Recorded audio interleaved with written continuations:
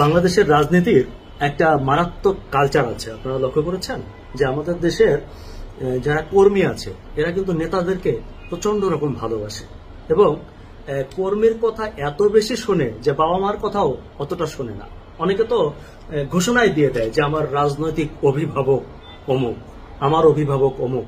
এবং আমরা বিগত আমলে দেখেছি যে কেউ কেউ বাবা মাকেও অতটা সম্মান করে না, বাবার কবরের কাছেও অতটা যায় না যতটা নেতার কাছে আর নেতাদের কবরের কাছে যায়। কিন্তু একটা ব্যাপার লক্ষ্য করুন তো, যে এই যে নেতারা যাদেরকে এত সম্মান করে, পায়ে হাত দিয়ে সালাম করে, যাদের জন্য জীবন দিয়ে দেয়, যাদের নির্দেশ পালন করার জন্য মানুষ হত্যা করে, যাদের নির্দেশ পালন করার জন্য মানুষকে কষ্ট দেয়, গরিব দুঃখীর কাছ থেকে টাকা পয়সা কেড়ে নেয়, লুটপাট করে, মানুষের ঘর বাড়ি দখল করে, সেই সব নেতারা কি করে? তারা ঠিক সময় মতো এসব কর্মীদেরকে বিপদে ফেলে রেখে তারপর দেশ ছেড়ে পালিয়ে যায়। কিংবা কর্মী যখন একটা অপকর্ম করে তখন তাকে বরখাস্ত করে এবং বিবৃতি দেয় যে কোনো কর্মীর ব্যক্তির দায় কখনোই পার্টি নেবে না। চিন্তা করুন কতটা অকৃতজ্ঞ রাজনীতি আমাদের দেশের।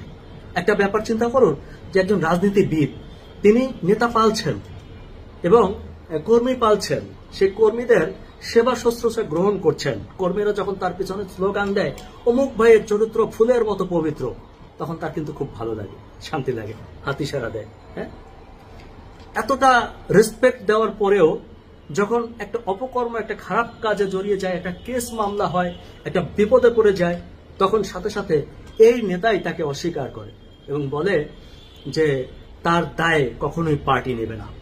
আমার কথা হচ্ছে, কেন নেবে না? আপনি তো এই যে কর্মী, তার সালাম নিয়েছেন, সে আপনার চরিত্র ফুলের মতো পবিত্র, এটা সার্টিফাই করেছে। সে এলাকায় এলাকায় মানুষের কাছে গিয়ে আপনাদের সুনাম করেছে, প্রশংসা করেছে। আপনারাই তাকে শিখিয়েছেন জীবনে কিভাবে চলতে হবে, কোথা থেকে কিভাবে চাঁদা আদায় করতে হবে। তাহলে সে যখন বিপদে পড়বে তখন তার দায় কেন নেবেন? পাশাপাশি যারা রাজনৈতিক কর্মী আছেন, আমি তাদেরকে একটা কথা জিজ্ঞেস করি, ভাই আপনারা এই যে নিজের মা বাপকে ভুলা গিয়া রাজনৈতিক অভিভাবক বানাইলেন, এই যে নিজের মা বাপকে যতটা সম্মান না দেন তার চেয়ে বেশি দিয়ে রাজনৈতিক নেতার পিছনে দৌড়াইলেন, বাড়ির বড় ফল নিয়ে, বড় মাছটা নিয়ে নেতার বাড়িতে গেলেন, এলাকার মানুষকে জিম্মি করে চাঁদা তুলে তারপর নেতার কাছে গিয়ে দিয়ে আসলেন। সেই নেতা আপনার দুর্দিনে কি করছে একবার চিন্তা করুন, নিজের বিবেককে প্রশ্ন করুন। আপনার জন্য রাজনীতিটা কি খুবই জরুরি? আপনার পরিবার আছে, স্ত্রী সন্তান আছে, তাদের প্রতি আপনার দায়িত্ব আছে। তাদের দায়িত্ব কর্তব্য পালন না করে আপনি ওই নেতার পিছনে সময় বের করেছেন আর নেতা সময় মতো আপনাকে লাথি মেরেছে। তাই কর্মীদেরকেও সচেতন হতে হবে আর নেতাদেরকেও বলি যে এসব রাজনীতির খেলা ছাড়তে হবে। বাংলাদেশ এভাবে চলতে পারে না।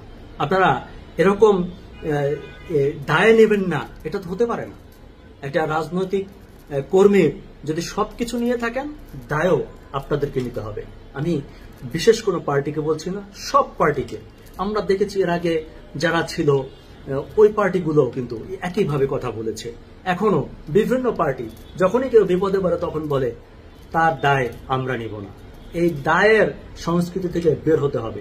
বাংলাদেশে প্রত্যেকটা নেতা এবং কর্মীর দায় পার্টিকে নিতে হবে। আজকে থেকে অন্তত এই কালচারটি চালু হোক, সেটাই চাই।